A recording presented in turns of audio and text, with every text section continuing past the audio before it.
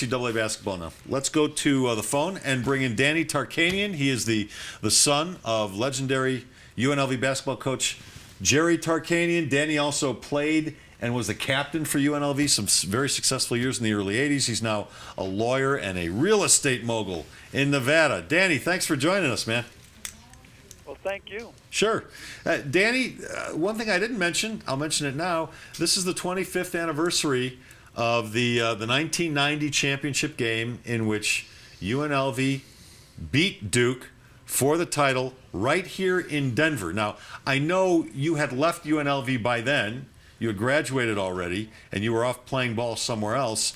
But I'm guessing you do have some great memories from that game, and I'm guessing that your dad really enjoyed talking about that game as the years went on, yes? Yeah, I was back in Las Vegas as an attorney, and I certainly attended that game, and it was one of the great thrills of my lifetime, as with most in Las Vegas. Not only did we beat Duke, we beat them by the largest margin in the history of the NCAA tournament championship game, so they created history that night. The other thing that we loved about Denver was a year before, UNLV upset the number 1 ranked Arizona Wildcats, and my dad and Lute Olson had a huge rivalry. And that win was probably one of my father's 3 to 5 greatest wins in his career, and both of them were in Denver. So we sure love the city of Denver. Well, Danny's appearance brought to you by Papa John's. Better ingredients, better pizza. Papa John's at papajohns.com. Yeah, Danny, if I remember correctly, UNLV made several appearances in Denver during your father's reign. I believe they did. I remember those two because those were two of the, like I said, probably 2 of his 3 greatest wins ever. I was, I remember being at courtside for the game we're talking about, and I would mention, I don't even know if you know this, Danny, if you do, that was the last NCAA Final Four that was played in a basketball arena. Yes, I do, and they lost that great environment that only a basketball arena can have for an event like that. And I think that's a big mistake, and you obviously agree with me based on what you just said, that they don't every 4th year or every 3rd year take it to a real basketball arena as opposed to it's become now just an outdoor event, really, in these dome stadiums. What I don't understand is they're making so much money now, and they keep saying how that the schools need more money, but they're making so much money now. When you take away the finest amateur athletic event in the country and you turn it away from that type of a basketball arena into one of these football stadiums, you just take away a lot of the excitement from it.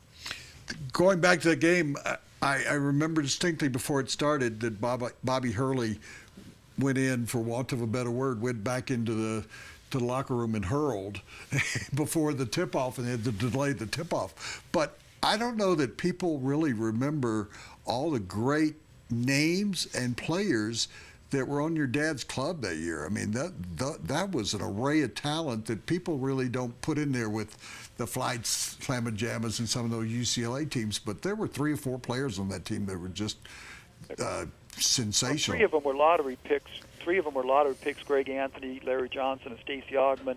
Anderson Hunt was a player of the game that year. He was a 6-foot shooting guard that there probably wasn't a better shooting guard in the last 30 years in college basketball than Anderson Hunt was. He wasn't tall enough to play in the NBA at the shooting guard position. And then we had 2 of the toughest guys you've ever seen down low in David Butler and our 6-man Moses Scurry. So they had a great team that year. Hey, Danny, one of your UNLV teams, correct me if I'm wrong, was undefeated most of the year, something like 24 or 25-0. I'm wondering if you can relate to what Kentucky, and you ended up losing, but tell me if you can relate to what Kentucky went through over the weekend. Yeah, we were 24-0, became the first team in UNLV's history to be number 1 in the country, but we can't relate to Kentucky. We weren't that great. I mean, we were just starting off the UNLV program, getting it going again after the NCAA probation, and we had a lot of close games and barely came back and won those. Kentucky was a dominating team with great NBA players, future NBA players. We had 1 NBA player on our team, Sidney Green, that year. The rest of us were, really good role players. And going back during that period of time, how can you compare, and you watched it closely as a player and then as your father with such a long, distinguished career, and now seeing all of these freshmen who are one and done, and how the game of college basketball, looking at the tournament this year, I thought the quality of play was just miserable in most of the games because you just don't have the experienced players. Do you agree with that assessment, or do you just as much enjoy the game now as you did then? No, I certainly agree with it. And if you remember, the next year we went, UNLV was 34-0, and before Duke upset them, and that may have been my dad's greatest team. But that team had Larry Johnson, Stacey Augmon, who actually could have, and in today's world probably would have went pro.